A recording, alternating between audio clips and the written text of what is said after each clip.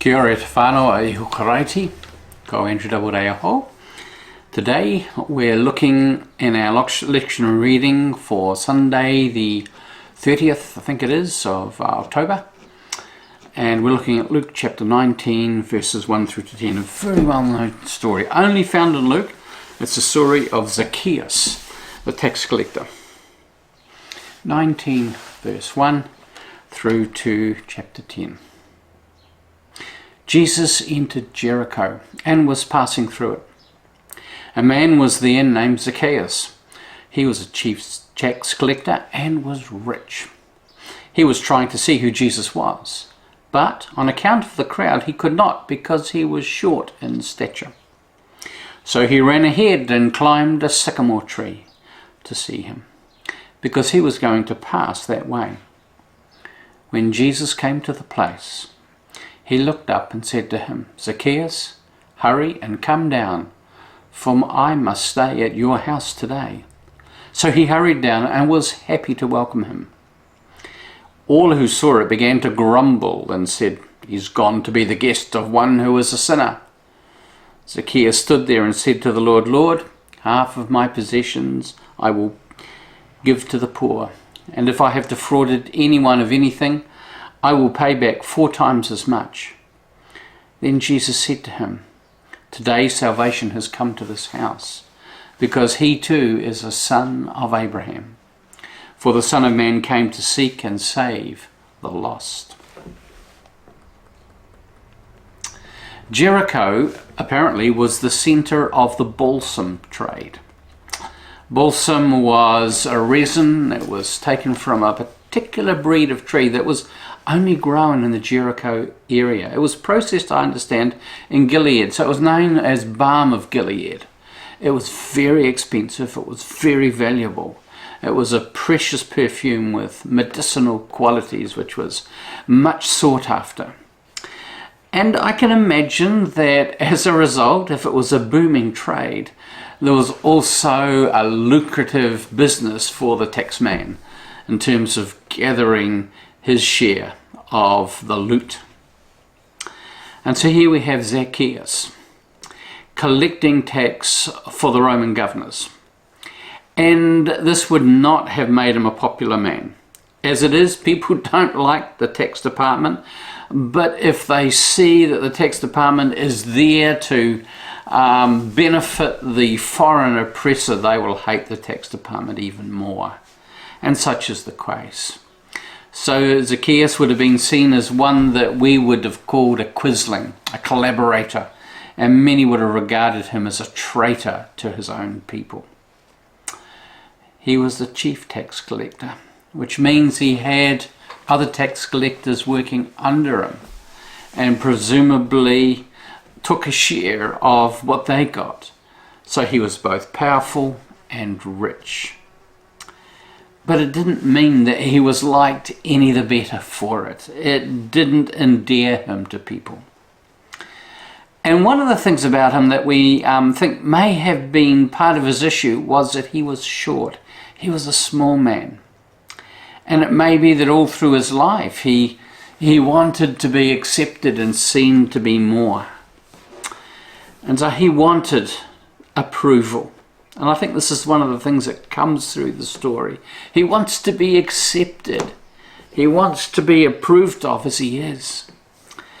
And he hears that Jesus is coming through. So rather than working his way through the crowd, because he knows what will happen if he tries to work his way to the front of the crowd so that he can see, he's going to get the elbows. He's going to get the punches. It may be he might even get a knife. He knows this is not safe. So he does something radical. He runs ahead, sees the route that Jesus is taking as he's passing through Jericho, and he climbs a tree. He climbs a tree so he can sit up in the branches and wait to see Jesus as he passes by. Very undignified. And I can imagine the amount of ridicule that he would have received as people pointed and laughed at him sitting up in the tree. And yet it's an act of desperation. He wants to see Jesus, and I suspect even more wants to be seen by Jesus. And what happens? Jesus shocks everyone. He does the last thing that is expected of him. Jesus is on a journey. He's passing through Jerusalem through Jericho on his last trip, and he's heading to Jerusalem. He's clearly focused, and yet when he sees Zaccheaus sitting up this tree, he knows that God's doing something. This is unusual. This is noteworthy. And so he departs from his plan. He's willing to make a diversion from his intention and spend time with this despised man who's mocked and sitting in the boughs of a tree. Not part of the plan. And he calls him down. And he says, Zaccheaus, I'm going to be staying at your place today. I'm coming to visit. You need to put the food out. You need to get the beds ready. I'm coming, perhaps for the night. We don't know. But I'm coming to experience your hospitality. And people are shocked. They're appalled. Appalled that Jesus would do this. Appalled that Jesus would go to the home, the house, to experience, to accept the hospitality of such an unclean, rotten sinner as Zaccheaus. But he does. Because as he says, I've come to seek and save the lost. Now, I'm not a Greek scholar in any way. I've just picked up little bits and pieces, a seed picker as I've gone. And I notice that in the NIV here, as in most translations, Zaccheaus' commitment is cast in the future. Here's what I mean. Look, half of my possessions, Lord, I will give to the poor. And if I have defrauded anyone of anything, I will pay back 4 times as much. Yet it's interesting for me that the King James Version casts it in the present. Behold, Lord, the half of my goods I give to the poor. And if I have taken anything from any man by false accusation, I restore him 4-fold. The Marshall Interlinear, which is a book I use frequently, where it has a word-for-word translation of the Greek, puts it this way. Behold, the half of me of the possessions, Lord, to the poor I give. And if anyone, anything I falsely accused, I restore 4-fold. Now, Young's literal translation has a very similar take to both Marshall and the King James Version. It may not mean anything. It could be that the traditional interpretation, which gives a kind of present commitment to a future action, kind of like I here and now commit myself to, is what happens, what this is about. And this makes some sense, and it's the usual approach, because they're actually trying to draw a distinction between where Zaccheaus was and where he's going. And yet, I was struck by Eugene Peter's interpretation in the Message. Now, Eugene Peterson was a biblical scholar, and he puts it this way. He was very good with the biblical languages. Master, I give away half my income to the poor, and if I'm caught cheating, I pay 4 times the damages. Now, as I read it in Peterson, in the Message, this gives much more a sense of this is my common practice. This is what I've been doing. Perhaps I've been doing this throughout all the time that I've been in this role. I've been actually giving half of my income to the poor. I've been supporting people around me. And if there's any accusation that I've ever cheated anyone, and we've looked at it and discovered that I've made a mistake, I pay them back 4 times. There's a sense of, potentially a sense of Zaccheaus appealing to what he's already doing. And it doesn't seem to matter. He's still hated. He's still seen as a traitor. He's still despised because of the role that he takes. And my assumption is that Zaccheaus is discreet in his generosity, and he is scrupulous in his business dealings as a tax gatherer, that he wouldn't dream of cheating anyone. And that even if his fellow citizens know of what it is that he does, it's not enough. It'll never be enough. And this kind of gives a softer understanding of Zaccheaus. What he seeks from Jesus is not forgiveness, is not a fresh start, a new beginning. What he seeks from Jesus is acceptance, is vindication, is approval at some deep level, and he receives it. This man too is a son of Abraham, says Jesus. He's one of us. He belongs. Look at him.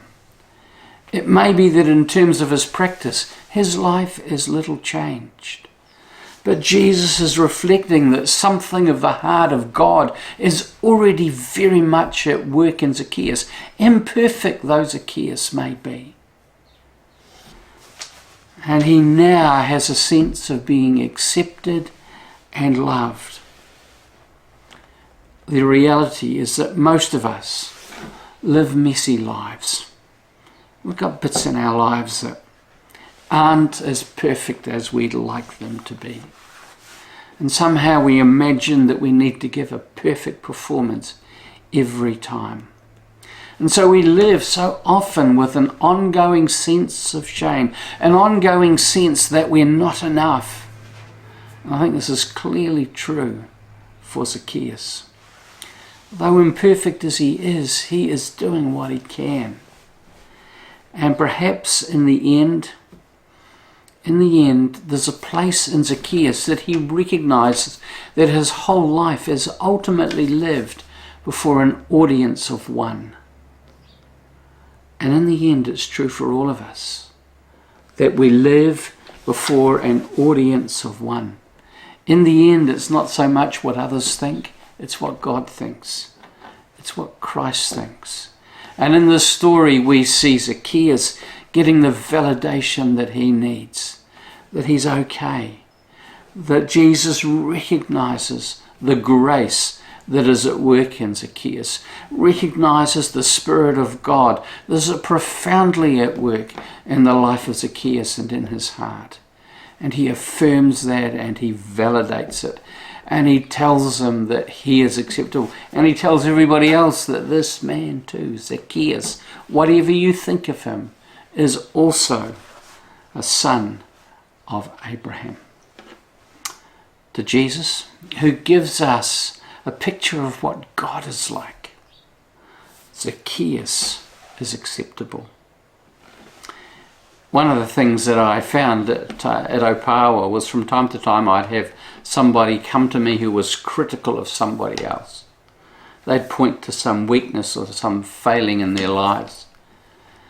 And I just had a simple riposte. I'd say, you know, we all walk with a limp here. We all walk with a limp. The reality is that no one of us get it right 100% of the time. We all walk with a limp. And yet there's a sense of God's grace, His goodness and God's love extended to us. And we see that demonstrated in Jesus in the story today towards Zaccheaus. This one too is a son of Abraham. God bless you.